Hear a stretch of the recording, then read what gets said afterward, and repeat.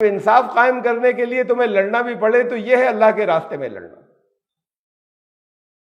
आपको याद होगा, बहुत मर्तबा तज़किरा आ चुका है इसका, कि कुरान 3 हालतों में जंग की बात करता है, चौथी कोई नहीं।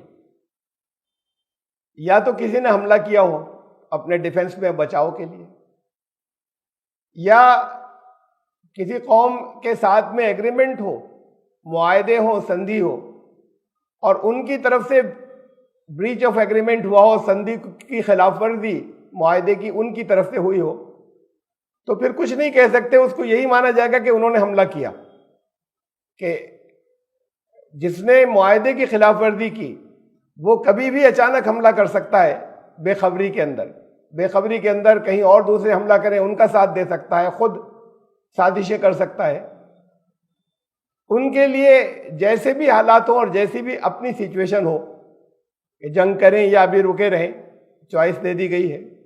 और एक कंडीशन यह है कि कहीं यह ऑफेंसिव वार कि जाकर लड़ो, उनके लिए क्यों नहीं निकलते तुम और जाते क्यों नहीं? अल्लाह के रास्ते में लड़ना है कि जुल्म खत्म करके इंसाफ कायम करो। अगर लोगों पर एन मास सामूहिक तौर पर अगर अत्याचार कहीं हो रहा है और वो लोग पुकार रहे हैं, नजरें गड़ाए हुए हैं, तुम्हारे पास फरियादें भेज रहे हैं, खुद अपने तौर पर वो अपने मालिक को पुकारते रहते हैं और बिलखते रहते हैं, तो ये अल्लाह के रास्ते में लड़ना हुआ कि उनके लिए जाते क्यों नहीं। यहां 800 साल उन बादशाहों की हुकूमत रही जो मुसलमान थे। इसे इस्लामिक रूल कहा जाता है, इस्लामिक रूल नहीं था, लेकिन वो मुसलमान थे। जैसे यहां पर क्रिश्चियंस आए 200 साल रहे, उसे क्रिश्चियन रूल नहीं कहा जाता, कहते हैं ब्रिटिश रूल था। ऐसे अफगान डायनेस्टी होती, अफगान आए या फिर भी ब्रिटिश और अफगान में फर्क था। ब्रिटिशर्स तो आए, यहां पर उन्होंने हुकूमत की, यहां की दौलत लूट कर ले गए, यहां पर भी कुछ उन्होंने बहुत कुछ डेवलपमेंट की चीजें दी, लेकिन यहां उनका असल रूल बरतानिया में बैठकर था, ग्रेट ब्रिटेन में, वहां बैठकर यहां की हुकूमत चलाते थे। ये गुलाम थे। ये लोग जो आए, जिनके बारे में ये गलतियां मुसलमानों की हैं कि, और बहुत तारीखी एक बड़ी बहुत अहम बात है कि बहुत ग्रेव एरर्स हैं कि एक बड़ी तादाद के दिल में नफरत है और वो कहते हैं कि हम गुलाम थे उस दौर में भी जब मुसलमान किंग्स यहां पर थे या बादशाह थे। इन्होंने ब्रिटिशर्स की तरह नहीं किया। ये लोग आए, उन्होंने इसको अपना वतन बनाया, हिंदुस्तान को, यहीं रहे, यहीं मरे, यहीं शादियां की, यहीं उनकी नस्लें चली। अफगानिस्तान पे भी हुकूमत उन्होंने की तो यहां बैठकर की, यहां की दौलत उनके, इन्होंने बाहर नहीं भेजी। तो इनमें उनमें एक बड़ा फर्क था, लेकिन ये नफरतों की वजह से उसे भी गुलामी का दौर कहते हैं। बहुत सी चीजें आती हैं सामने, एक आम बात है, हर एक की जबान पर है, इंटेलेक्चुअल्स की जबान पर। ऐसे लोग जो नफरत की जबान नहीं बोलते, लेकिन बहरहाल जो बुरी चीज है उसे बुरी कहते हैं, उनके भी जहन में यही है, बचपन से ठूसा गया है। हजारों मंदिर तोड़ दिए उन्होंने, हजारों मंदिर, जिन्होंने 800 साल हुकूमत रही, हजारों क्या कोई रहता ही नहीं यहां पर मंदिर, उनके जाने के बाद एक भी नहीं बचता। अगर वो एन मास मंदिर तोड़ने वाले लोग होते, सैकड़ों मंदिरों की लिस्ट, तो सबसे ज्यादा इस लिस्ट में नाम आता है औरंगजेब का, और मैं औरंगजेब का जरा सा भी हामी नहीं हूं, जरा सा भी फेवर करने वालों में से नहीं हूं। वो भी एक रूलर था, जैसे और रूलर्स हुआ करते हैं। हमारे यहाँ डेमोक्रेसी में जैसे आज के रूलर्स हैं, बहुत से लोग पसंद नहीं करते उन्हें, और बहुत से लोग ऐसे हैं जो समझते हैं कि उनके साथ ज्यादतियां होती हैं। वो भी एक रूलर था, तब तो डेमोक्रेसी भी नहीं थी। उसने, उसकी जाती जिंदगी जैसी भी हो, वो जैसे एक कुछ कट्टर मुसलमान कहलाते हैं, इस तरह की शायद थी। आम मुसलमान जैसे कहलाते हैं कि वो बड़े अच्छे मुसलमान कहलाते हैं, लेकिन इस्लाम के बारे में बहुत ज्यादा सही वाकफियत नहीं रखते। इस तरह के लोग थे जो यहां पर आए। सैकड़ों मंदिरों की लिस्ट तो मौजूद है, नामों के साथ में, जगहों के साथ में, जिनको औरंगजेब ने जागीरें दी, जिनको औरंगजेब ने बास जगह बनवाया, 8 दी, बास को बड़ी बड़ी जागीरें दी। कोई लिस्ट, हजारों तो छोड़िए, कोई 150 की भी लिस्ट मौजूद नहीं है नामों के साथ में। अब पिछले लोगों ने लिख दिया हो कि हजारों तोड़ दिए, और वहां से पढ़कर और सारे में प्रचार किया जाए। कभी कोई लिस्ट नहीं आई कि कौन से तोड़े, कोई सैकड़ों ही की लिस्ट मिल जाती। सैकड़ों बनाने की तो लिस्ट है, जो सैकड़ों बना रहा है या बनवा रहा है या जागीरें जो दे रहा है वो तोड़वाने वाला नहीं होता।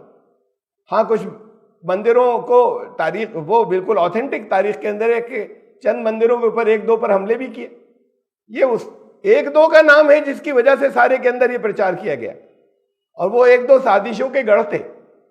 साजिशों से मतलब, मैं उसे, वो लोग अपनी आज़ादी की बात कहते होंगे, जब कोई रूलर होता है उसके खिलाफ, रूलिंग पार्टी या रूलिंग जो किंग होता है उसके नज़दीक वो साजिशी होते हैं जो हुकूमत के खिलाफ कुछ प्लानिंग कर रहे होते हैं। इनके अड्डे अक्सर मजहबी मकामात बनते हैं। तो मजहबी मकामात वहाँ बनारस के अंदर जब वहाँ पर ये इंफॉर्मेशन मिली कि साजिश हो रही है, तो उनके ऊपर हुए हमले। और जब उन्हें ऐसी थोड़ी कोई आने देगा, अंदर जो लोग पोजीशंस लिए हुए होते हैं वो जब बंद कर लेते हैं तो दीवारें भी तोड़ी जाती हैं, तोड़कर, और फौजें जिस तरीके से घुसती हैं अपना बचाव करते हुए। यहाँ हिंदुस्तान में हुआ ना, डेमोक्रेसी में हुआ। मिसेस इंदिरा गांधी ने गोल्डन टेम्पल के ऊपर आर्मी से हमला किया, वो ऑपरेशन ब्लू स्टार उसका नाम रखा गया। बहुत बड़ा ऑपरेशन था वो, बाकायदा जंग हुई उसके अंदर। और उसके अंदर जाहिर बात है कि फिर कोई गोल्डन टेम्पल के अंदर फौज ऐसे डायरेक्ट सामने से घुस नहीं सकती थी, घुसने वो तो बंद था। तो फिर उसके ऊपर गोलाबारी भी की गई, उसको तोड़ा भी गया। तो ये यहां पर हुआ हिंदुस्तान के अंदर, यहां की डेमोक्रेसी के अंदर हुआ, इसलिए कि हुकूमत के खिलाफ वहां पर एक बहुत पावरफुल गिरोह अंदर बन गया था जिसने एक तरीके की पैरेलल गवर्नमेंट बना ली थी। और वो खालिस, मैं उनके मजहबी नुक्ते नजर से अलग बात कर रहा हूं, सिखों के, कि एलानिया वो खालिस्तान के क़याम की बात करते थे, आज भी करते हैं, चाहते हैं बहुत से बड़ी तादाद में सिख, मैं इसकी बात नहीं कर रहा। लेकिन हुकूमत जब मालूम होगा और एक ग्रुप ऑर्गेनाइज हो गया और उसने प्रैक्टिकली उसने एक पैरेलल गवर्नमेंट भी कायम कर ली, तो उस पर तो हमला करेगी हुकूमत, उसे तो निकालेगी। उसको या तो सिख निकाल कर हवाले कर देते, वरना हुकूमत हमला करेगी। तो यहां पर हिंदुस्तान में उन्होंने गोल्डन टेम्पल के ऊपर हमला किया उन्होंने, और वो जगह जगह से टूटा, उसके ऊपर गोलियां चली, आज भी गोलियों के निशान वहां पे मौजूद हैं। जो वो सब कुछ बन जाने के बाद भी उन चीज़ों को बहुत सा ऐसी छोड़ा गया है कि तारीख उसकी बाकी रहे, मैंने खुद देखे। तो वो इस तरह के ऑपरेशन जो है वो एक दो औरंगजेब ने भी किए, वो है नाम के साथ में दर्ज है तारीख के अंदर, उनके रीजन मौजूद है कि क्यों हमला किया था। उसके अलावा कोई फेरिस्त, कोई लिस्ट नहीं है। ये दिलों के अंदर ठूसा गया है और भरा गया है, और हर एक उसको ईमानदारी से मानता है, ऑनेस्टली मानते सारे हिंदू के। इन्होंने हजारों मंदिर तोड़े थे, बहुत सी और तारीखी गलतियां हैं। अगर इन्होंने, मैं उनका तस्करा यहां नहीं कर रहा, ब्रिटिशर्स के आने तक उन्होंने तो कुछ किया, बचाने की कोशिशें की उन लोगों को जो दलित कहलाते थे, जो आज दलित कहलाते हैं।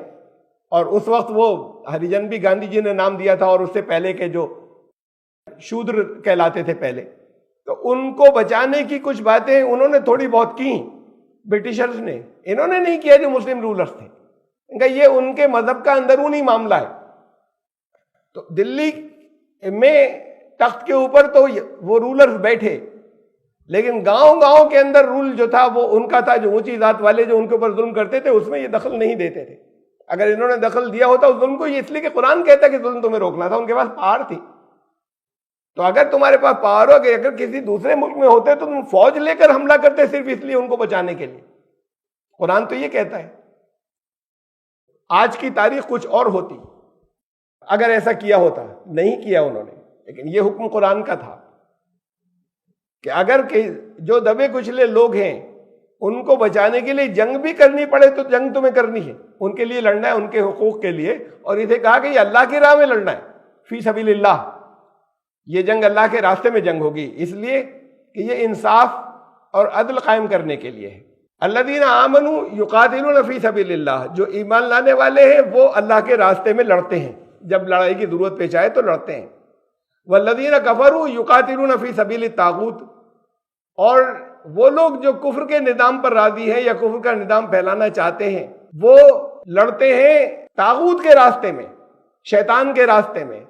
वो लोग जो सरकशी चाहते हैं, वो जो लोगों पे जबर करना चाहते हैं, जुल्म करना चाहते हैं, वो उनके रास्ते में लड़ते हैं। उनके रास्ते में लड़ना क्या है? अपनी एम्पायर बढ़ाने के लिए दूसरों के ऊपर, अपनी हुकूमत बढ़ाने के लिए दूसरों पर हमला कर देना। इस्लाम इजाजत नहीं देता ईमान लाने वालों को इसकी, कि इसलिए जंग की जाए और इसलिए किसी पर हमला किया जाए, या दूसरी कौमों को के ऊपर हमला करके उन्हें अपना गुलाम बनाया जाए, अपनी हुकूमत के तहत लाया जाए, गुलाम न भी बनाए तो, सिर्फ इसलिए कि अपनी हुकूमत बढ़ानी है। तो यह है तागूत का रास्ता।